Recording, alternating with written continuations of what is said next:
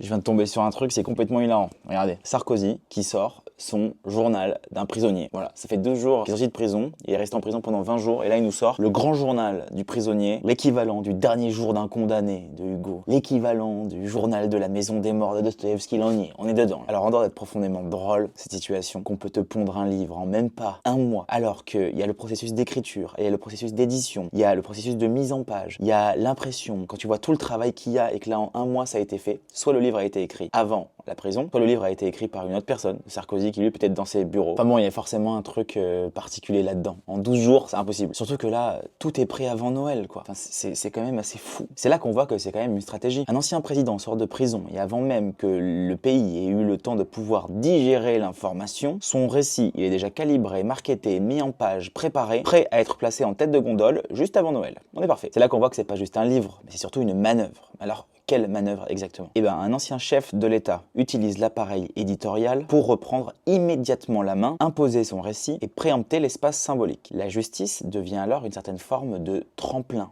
narratif. En fait, c'est la logique du storytelling. Transformer une condamnation en une opportunité de communication, détourner le stigmate pour se faire passer pour la victime, puis après héros d'une épreuve supposément fondatrice. Et là, le domaine de l'édition quitte le domaine de la pensée ou de la création artistique, mais plutôt le prolongement naturel du pouvoir, une sorte de service après-vente en vrai.